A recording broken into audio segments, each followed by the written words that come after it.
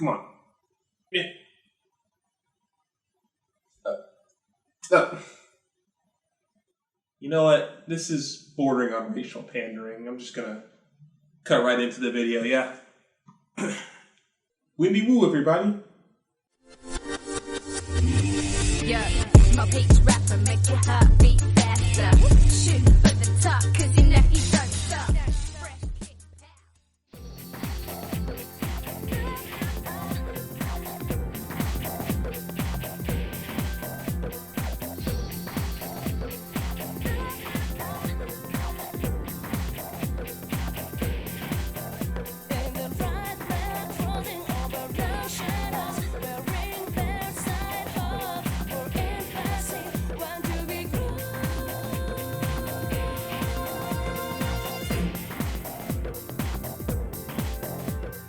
The year is 2006. The president?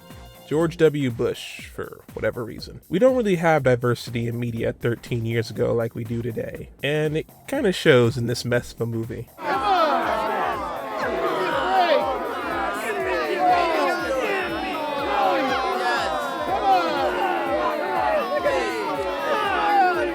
Yeah, when it hits the high points, it does its thing, but man, those low points are something else.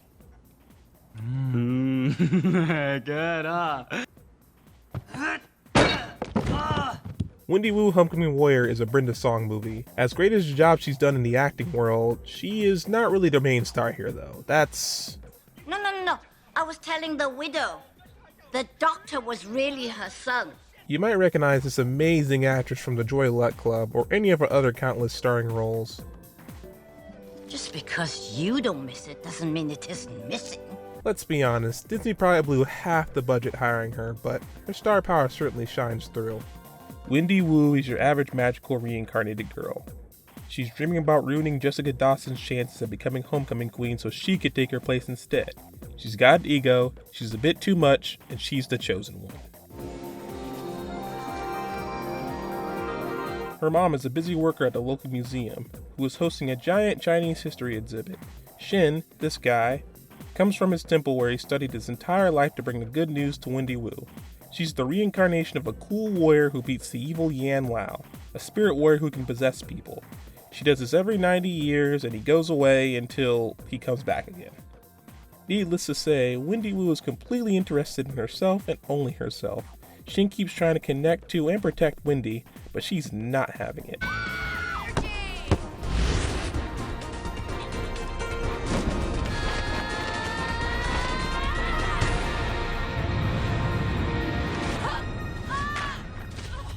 It's at this point Wendy Wu has ignored Yan Lao long enough to allow him to process through half the cast of secondary characters at this point. We meet up with him possessing her principal through her dog's transmission, and trust me, it's nowhere as near as weird as it sounds.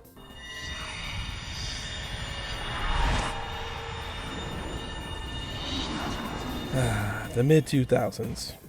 We find out Shin has been reincarnated multiple times just to help out Wendy Wu's past incarnations with this endless recurring battle. Wendy still doesn't accept this and excuses Shin away as her weird overseas Chinese cousin via a three-way phone call. Look, you guys, my cousin's practically leaving already, so it'll probably be better for the homecoming vote if we just kept him a secret. Shin just keeps trying though. It takes the fabulous side Chin to get the protective necklace MacGuffin around Wendy's neck. But Wendy throws off the necklace the next morning when she wakes up and heads to school, where Shin saves her again. Jeez, this movie has as much padding as Batman Begins. Yeah, we're going to ignore the fact that someone was tackled in the parking lot of a public school and get back to the soul swapping stuff. We join up with Austin, Wendy's rarely seen boyfriend, as she continues with her day. Eventually, Shin stalks Wendy into submission. His intentions are pure, but he blackmails her. Wendy's unable to run for homecoming queen because of a failing history grade.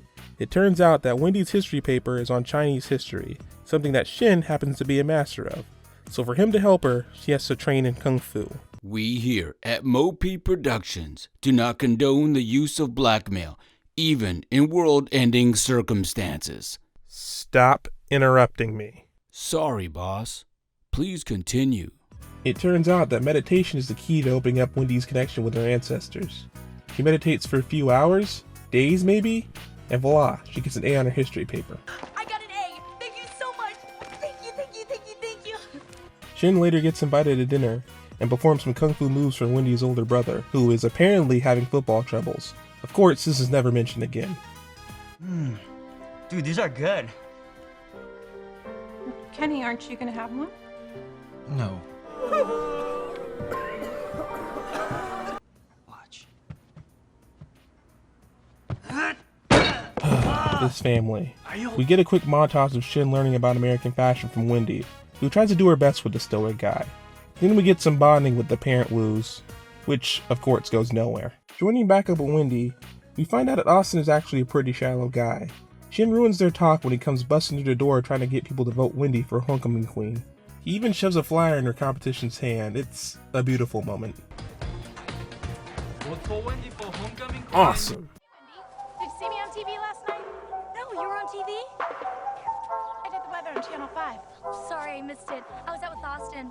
Hey, Austin! MOPETE will be right back after these messages. Hey MOPETE people, hope y'all are enjoying the video, and I hope y'all enjoyed this prop I used. Props like these aren't cheap though, so to help us keep up on custom props, and to help us get new and better props, why don't y'all check out the MOPETE Patreon. It's your choice to support. Either way, thank you for watching this video, and I hope you're enjoying it.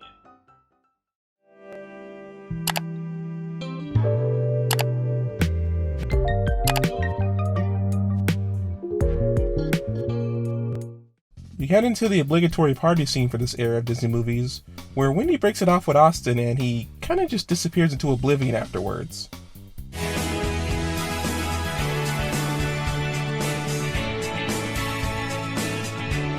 Yan Lao shows up in the form of an orb and attempts to possess Wendy. However, it's time for another training montage. It turns out that Wendy is uncomfortable with beating up old men. So the answer is for her to beat up her teachers instead.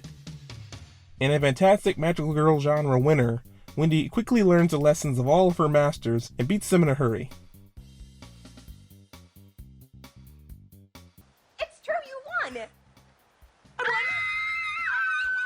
Wendy asks Shin to homecoming as her homecoming king.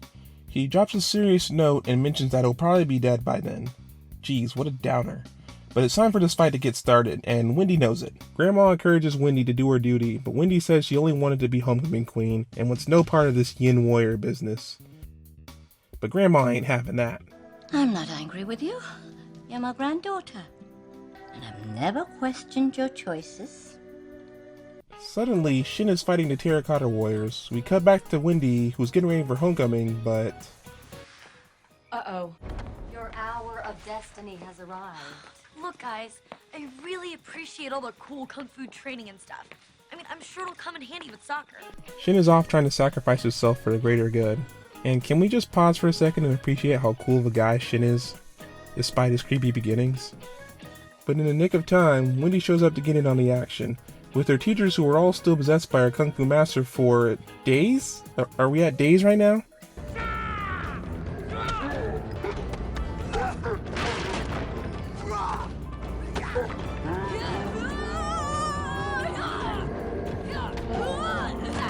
Yeah, there's no way these middle-aged adults didn't crack up while filming this. This fight is cornier than a bag of Fritos. The filmography is just plain silly. Look at this. Anyways, Wendy manages to beat and possess Jessica, and everything looks like a happy ending until...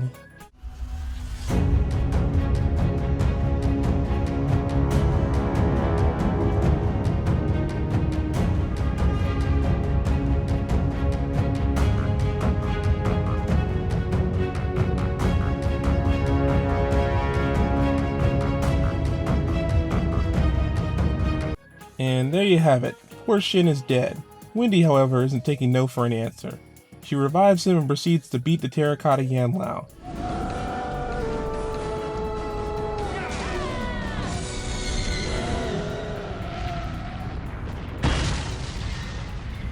Better yet, our final word in all of this is Wendy and Shin living happily ever after, being promised that Yan Lao is gone forever. This is their final reincarnation, though. Live it well. Let's get a cappuccino. That about sums up Wendy Wu. Pretty wishy-washy like I remember it. The camp almost saves it. It has some pretty campy scenes, but I think my time could better be spent watching even campier, even better the Kung Fu movies of the 80s, you know. Hong Kong is still undefeated. But if you like this video, go ahead and leave a like and tell me why you liked it. If you didn't like it, I'd like to hear why you didn't like it as well. You know, I ain't afraid to talk to you. We can start a discussion. If you want to support the MOPETE community, like I always say, check out the Patreon. Next week, we will be reviewing Go Figure. So I'm about to put that movie on ice. Pun intended. I'll see you guys next time. MOPETE out. Thanks for watching.